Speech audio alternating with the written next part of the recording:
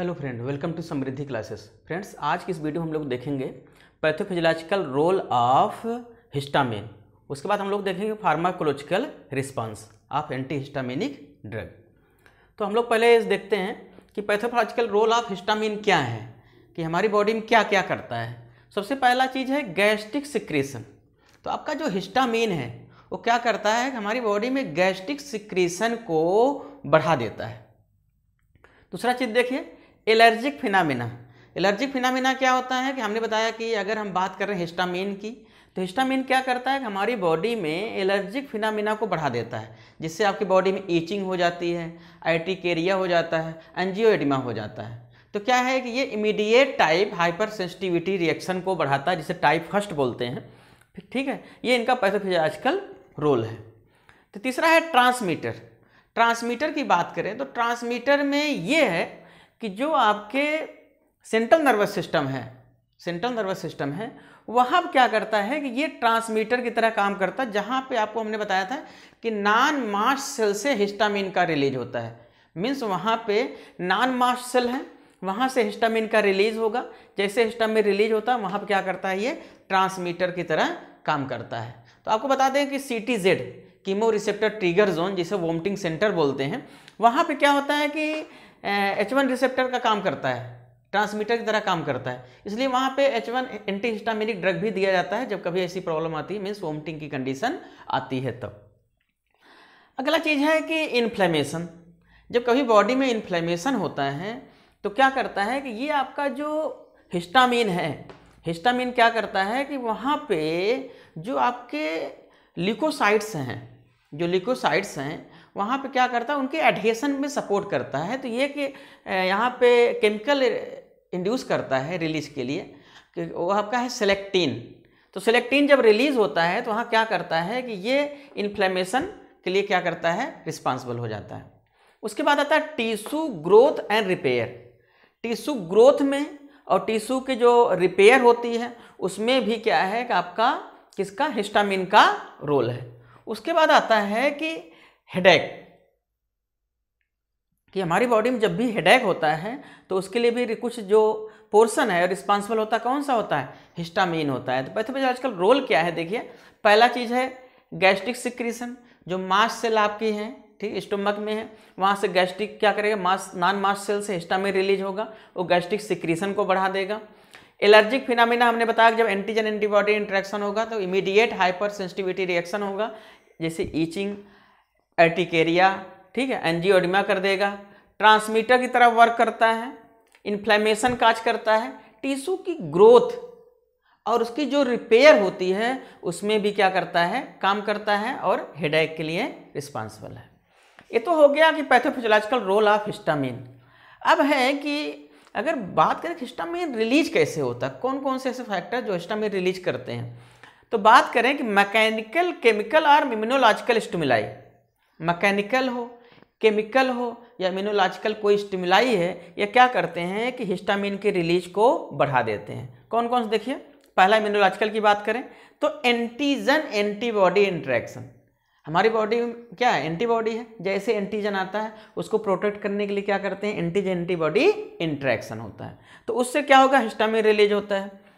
Tissue damage, जब भी tissue damage होगा उस कंडीशन में हमने बताया कि हिस्टामिन क्या होगा, रिलीज होगा। और ट्रॉमा कंडीशन हो या एक्सीडेंटल कंडीशन हो, उस कंडीशन में भी क्या होगा, हिस्टामिन रिलीज बढ़ जाता है। उसके बाद क्या है, कुछ ड्रग्स ऐसी हैं जो हिस्टामिन की रिलीज को हमारी बॉडी में बढ़ा देती हैं। वो है आपका ट्यूबोकुरारिन है और मार्फिन। ऐसी ड्रग्स हैं जो बॉडी में जैसे लेंगे हिस्टामिन के लेवल को बढ़ा देती हैं। अब बात आती है कि हिस्टामिन का यूज क्या है।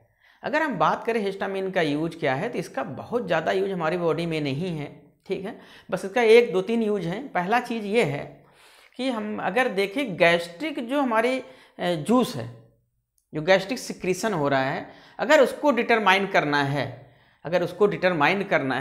तब हम क्या करते हैं, तब हमारा रोल है किसका, हिस्टामिन का। तो गैस्ट्रिक जो भी सिक्रीशन है अगर उसका डिटरमाइन करना है तब उस किसका रोल होता है, हिस्टामिन का है। दूसरा चीज़ है कि एलर्जिक फिनामिना, ठीक है, कि दूसरा चीज़ एलर्जी फिनामिना की बात करें तो किसमें होगा, कि जो पेशेंट ब्रांकियल अस्थमा के हैं उसमें हाइपर सेंसिटिविटी कितनी है, अगर उसको हमें देखना है, उसको डिटरमाइन करना है, उस समय किसका रोल होता है, हिस्टामिन का। तो एक तो ब्रांकियल हाइपर सेंसिटिविटी में इनका रोल हो गया, दूसरा गैस्ट्रिक सिक्रेशन में इनका रोल हो गया, किसका, हिस्टामिन का। अब हम लोग बात करते हैं H1 एंटागोनिस्ट की। अभी तक हम लोगों ने हिस्टामिन की बात की कि बॉडी में क्या होता है, फार्माकोलॉजिकल एक्शन क्या है, फिजियोलॉजिकल रोल क्या है, हिस्टामिन्स होते क्या हैं, सिंथेसिस कैसे होती है, रिलीज कैसे होता है, मेटाबॉलिज्म कैसे होती है। अब हम लोग बात करते हैं एंटागोनिस्ट की। तो इसमें एंटागोनिस्ट की बात करें, दो टाइप के एंटागोनिस्ट होते हैं, ठीक है। एक फर्स्ट जनरेशन के होते हैं, दूसरा सेकंड जनरेशन के होते हैं। जो यहाँ पे बात करें कन्वेंशनल हैं, जो पुराने हैं, मीन्स फर्स्ट जनरेशन की बात करते हैं, ठीक। तो हम पहले देखिए H1 एंटागोनिस्ट होता क्या है, means those drug which bind H1 receptor and block the histaminic response. सीधा सीधा समझिए कि ऐसे ड्रग जो H1 रिसेप्टर से बाइंड करते हैं और H1 रिसेप्टर के थ्रू जो हिस्टामिन का जो मीडिएशन हो रहा था, मीडिएट कर रहा था, उसको ब्लॉक कर देते हैं। देखिए, those drug which bind H1 receptor to produce response. तो क्या करते हैं कि those drug which bind H1 receptor to produce response को क्या करेंगे, ये यहाँ पे इसको इनहिबिट कर देंगे। क्या करेंगे, इनहिबिट कर देंगे। तो हमने बताया कि ऐसे ड्रग जो H1 रिसेप्टर के थ्रू हमारे बॉडी में रिस्पांस मिल रहा था, उसको क्या करते हैं, यहाँ पे ब्लॉक कर देते हैं। अब हम बात करते हैं कि ब्लॉक करने की, तो हम बात करेंगे फार्माकोलॉजिकल एक्शन की। अब जहाँ जहाँ पे H1 रिसेप्टर्स है, जिस आपके आर्गन्स पे है, वहाँ पे क्या इफेक्ट देता है। फार्माकोलॉजिकल एक्शन देखिए अगर हम H1 एंटागोनिस्ट की, तो पहला चीज़ है एंटागोनिस्ट ऑफ हिस्टामिन। तो इसका मतलब है कि हिस्टामिन की बात कर रहे हैं, ठीक है। तो यहाँ पे एक चीज़ और समझिएगा, जिसे आप रेंटिडिन लेते हैं, ये सब लेते हैं, तो इसका कोई इफेक्ट इस पर नहीं है, ठीक है। हम बात कर रहे हैं केवल यहाँ पे H1 की बात कर रहे हैं, ठीक है। तो देखिए, inhibit Bronco constriction, contraction of intestinal smooth muscle और ट्रिपल रिस्पांस, ठीक है। तो यहाँ पे ट्रिपल रिस्पांस की बात करें, चाहे ब्रांकियल कंस्ट्रिक्शन की बात करें जो हिस्टामिन काज करता है, चाहे contraction of intestinal smooth muscle की बात करें, मीन्स स्मूथ मसल कंट्रैक्शन में पेरिस्टाल्टिक मूवमेंट ज़्यादा हो जाए, ट्रिपल रिस्पांस हो जाए, या ब्रांको कंस्ट्रिक्शन हो जाए, इन सब चीज़ों को क्या करता है, ये इनहिबिट कर देता है।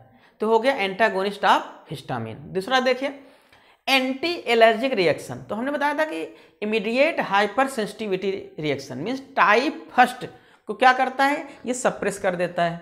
जैसे अर्टिकेरिया, इचिंग, इचिंग मीन्स होता है खुजलाहट। अर्टिकेरिया क्या होता है, जब बॉडी में क्या होते हैं, देखा होगा ऐसे ऐसे बड़े बड़े चकत्ते पड़ जाते हैं, इसे अर्टिकेरिया बोलते हैं, ठीक है। अर्टिकेरिया और इचिंग रिड्यूस, दोनों को क्या करता है, एंजियोडिमा को भी रिड्यूस कर देता। अब सीएनएस की बात करें, तो हमने बताया था कि अगर सीएनएस की बात करें तो ये डिपेंड करता है variable degree of CNS depression, means अलग अलग है।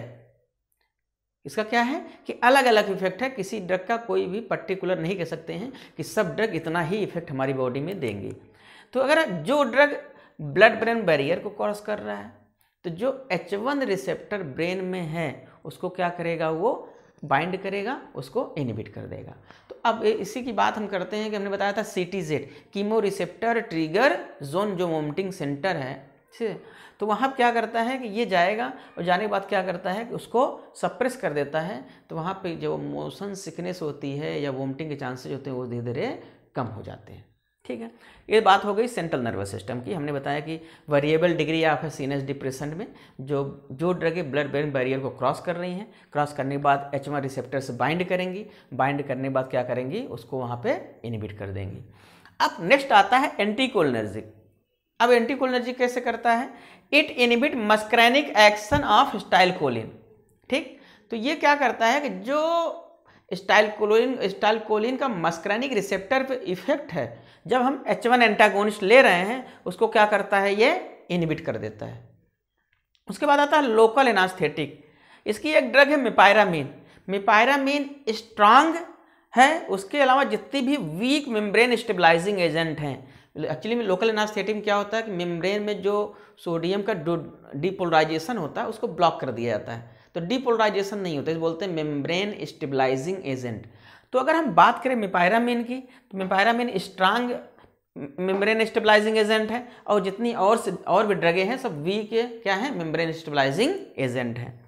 बीपी की बात करें तो अभी आपने देखा होगा कि जब हम बात कर रहे थे हिस्टामिन की तो हमने बताया था कि ये वैसोकंस्ट्रिक्शन काज करते हैं, लेकिन अगर यहाँ बात करें कि हमने यहाँ पे एंटागोनिस्ट यूज कर रहे हैं तो इसका मतलब है कि ये बीप क्या करेगा, वैसो डायलेशन काज करेगा। अगर वैसो डायलेशन काज करेगा तो बीपी कम हो जाएगी जब हम क्या देते हैं, एंटी हिस्टामिनिक का इंजेक्शन देंगे।